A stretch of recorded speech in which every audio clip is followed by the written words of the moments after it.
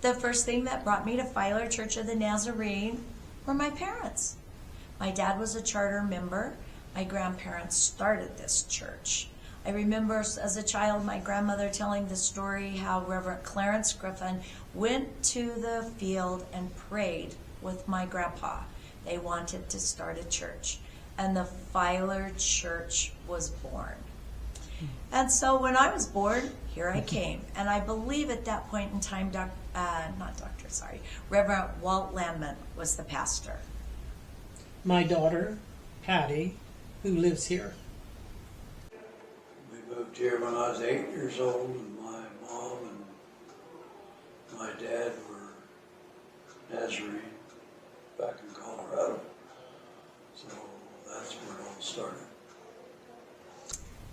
When I got married to Dan, we got married in this church, and he had given himself back to God, and it was just kind of natural to go here because we only lived a few blocks away, and it was home. It was home. That's a pretty easy question. I was a child of parents that went to church, and so I came to church, whether I wanted to or not. That's what we did.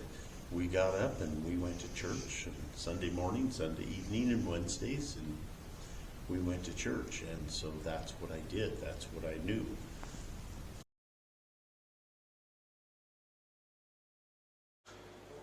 One of them was Pastor Mike when he was here. Him and his family.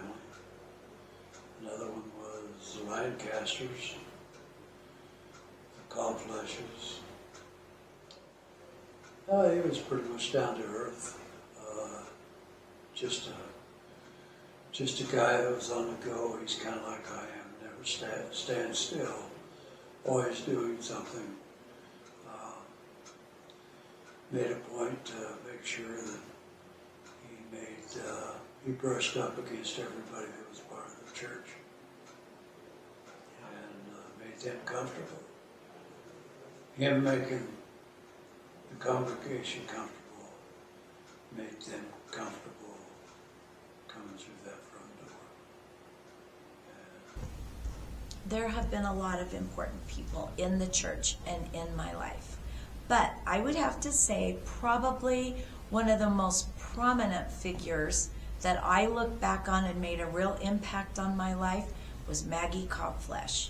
I'm sure that lady has angels helping her carry her crown around heaven for all of the Sunday school people she had tolerated and loved us all. But I remember looking at her as a child thinking, she is what a real true Christian is all about.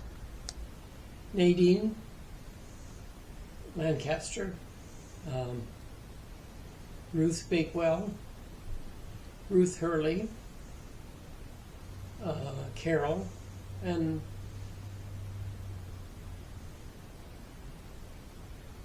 Barbara. Barbara was very important too. Mm-hmm. We could talk about Jesus together, and they would help me with things. Nadine's favorite words always were, give it to God and don't take it back. And I've used that since then. But and the first Sunday after I moved here, the first Sunday that I went, she said, we've been praying for you to get here. And that was a very welcoming. Well, a lot of family, Grandpa and Grandma Cobflesh and Grandma Schuyler, and those were big, huge influences. Obviously, my mom and dad were big influences. Aunt Maggie was a Sunday school from a very young age, and I remember her gentleness and sweetness, as well as Grandma Schuyler. She was also one of my Sunday school teachers, and so they were a big influence. Another one was Buddy Comfort. When I was in the junior class, So fifth grade, fifth grade, he was my Sunday school teacher, and he had always been a person that I looked up to, and I remember different things of him doing, his tenderness towards God, as a manly man that he was, and yet he still had this tender side to him, you know, that he'd feel God talking to him, and he was, you know, up at the altar and you know, weeping and praying, and that was a big thing. And of course, Bud, as I got older, he also had moved up and started doing the teen class, and so he was, you know, led the teen group and was in charge of the teens in the teen Sunday school for many years, and so yeah, he was a huge influence as well. Mildred Jones, my dad's great aunt, or I guess it was cousin anyway. When she passed away, she was right around the 100 mark. I'm not sure if it was north or south of there, but really close to there. And she was also a big influence. I loved talking to her about the Bible.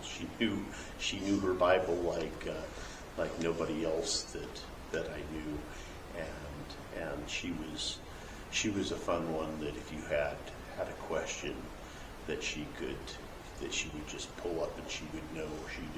She did know her Bible, and she would know where it was found, and she may not have the wording exactly correct, but she knew it pretty close. She could give you a gist, the gist of it. Of course, it was always in King James Version because that's what she grew up with. That's what she learned, and she did. But yes, Mildred Jones, yeah, she was a huge influence as well. The Sturdivants, and they were wonderful. This church grew like you would not believe.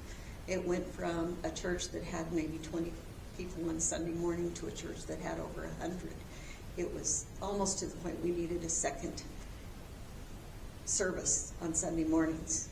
But he had a huge impact on this whole community, in my opinion. But then John and Marcia Forrester also had a good impact on me. I mean, it was so sweet of Marcia to have a preschool Sunday school class with one child. And she made it fun for him. He enjoyed it. He loved it. So in spite of the fact there weren't other children for him to socialize with, I didn't feel bad because Marcia loved him and made it fun for him, which was very important to me.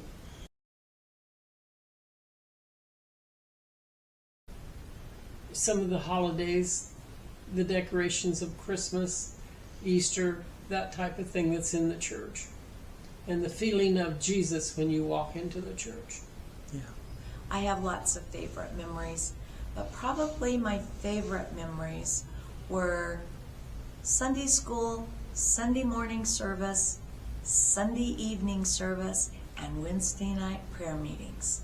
And walking into the sanctuary, and it was filled. Those are some of my best memories ever, and all of the old hymns.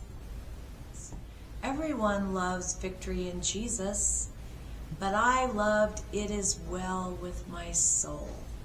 And I still love that song today because it was one of the very few songs my mom would sing as a solo, period. And that is why it's on her tombstone. It is well with my soul. Well, Dan and I got married here, so of course I have that memory. And then when Charlie was a baby, I had adopted him as a newborn, and Dan and I weren't married yet. So I would bring him to church, and everybody played with him. We had another couple that had a couple of twin babies that were a little bit younger than him. And I would sit in front, in the pew in front. We sat on that side in the second pew. I don't know why we all adopt pews, but we do.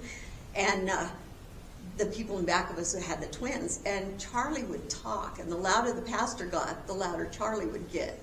Because he would just, it was like he was also preaching to the pastor.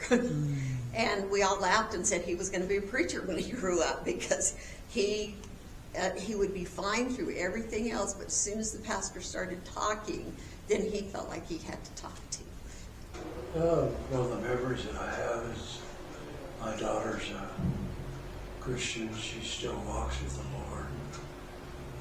Being out in Cuna, she's involved with the church up there. Terry and Bobby, of course, she was involved with the Nazarene church over in Twin Falls. And Louis came through this church growing up, and so he knows how and where to walk. Sometimes he's there, sometimes he's not. We're always praying for him. Some of my favorite memories, I remember when Mike Allen was our pastor, and I was a very young teenager. I don't even know if for sure if I was actually old enough to be in the teen class, but as long as I wasn't disruptive and, joined in with everything, I got to be there. And I remember him taking us out there, and we were throwing eggs. And it started out as a contest to who could throw eggs the farthest without them breaking. So you had to partner up, and we were throwing back and forth, and kept getting farther and farther back. And of course me, I've got hands like rocks, and so I was pretty early one that was out. And then it turned into after we were done, and there were still a bunch of eggs, and got into a bit of an egg fight, and that was a fun thing. Also remember sitting on the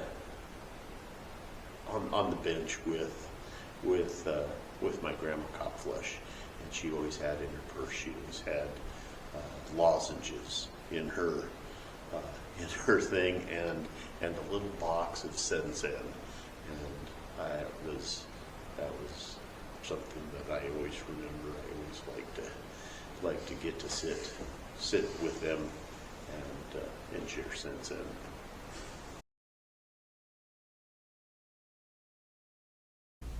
The people. Even though I know very few of the people in the church now, they're a compassionate group of people, they are a loving group of people, and they have unconditional love, and everyone is welcome. I think the love that is shown in the church, Bud and Donna are two examples of how people love each other and want to help no matter what. Misty and Jeff and their music are very important. Misty's music is very important to me when I go and listen to that. Helping each other. Everyone helping each other. Or when you come there, you're so welcome. Oh, we missed you. We're so glad you're here. And that's important. I love the fact that it's family. It's people, whether they're related or not, we're family, and they go out of their way to love on you and make sure that you know that you're included. I am at heart an introvert, and I've worked really hard to kind of come out of my shell, but that it's still something that I really struggle with, being introverted and out of my comfort zone. And to watch many, many people in here when somebody new comes in, to just welcome them in and love on people, and that's one of one of my favorite things about this church. The people. Just downright, that's the simple answer. I mean, I love the people here. So, yeah, the people. Barbara and I have been friends since way back, way before Jonathan was born, when Zach and Chris were like, I don't know, 3 and 5. So, a long time ago. And, of course, Misty is, how can you not love Misty? Really. And Jeff has just been a stalwart, you know, and Buddy's always been there. He lived 3 houses down from my mom, and so we were always involved with the people of this church. And like I said, it's coming home, so. I enjoy family. You know, you have your immediate family, you have your church family. I don't know that we would go anywhere else and feel that feeling. Each and every one that comes, not just now, but over the years.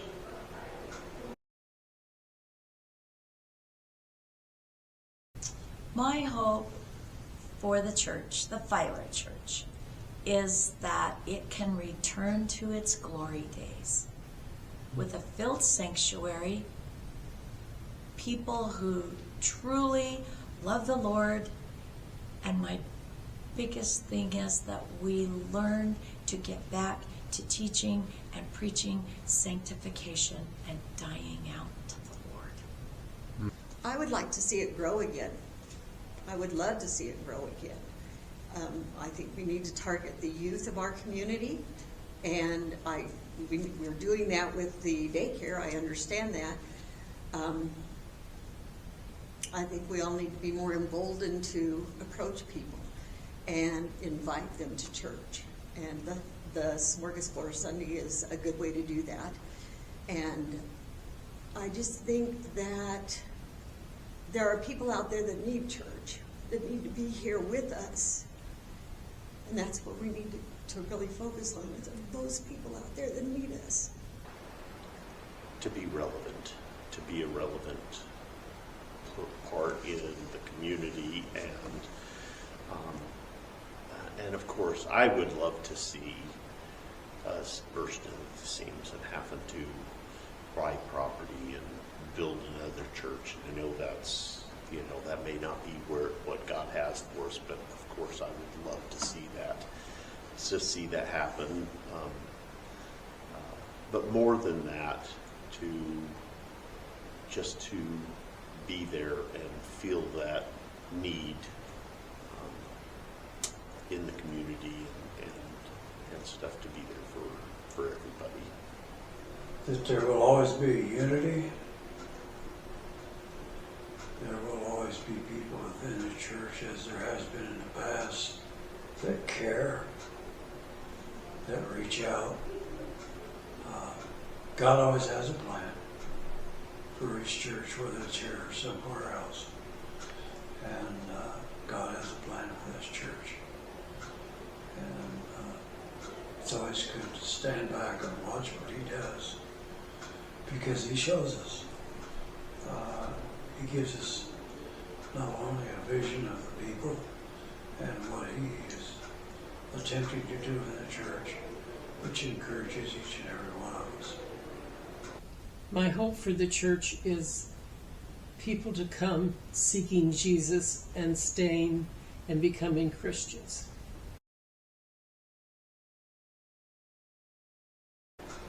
Well, just not to be discouraged in any way, to listen to the message that He has for us each and every week, and to be able to apply it to our lives. I just pray that for each and every one that comes. Keep loving each other. Keep everyone in mind. Pray a lot for each other. Call someone on the phone that you haven't talked to for a while and talk to them, or go and see them if you can. And where I can't have a lot of company, I like the phone calls. And but I think that's more important than anything, is for the church to show how much they care. We're not going to die. this church is not going to die. We're going to keep it going. And whatever that takes, we're going to keep it going. It's home. We love each other. We're a family. And families don't just fade away. So we can't let that happen to this church.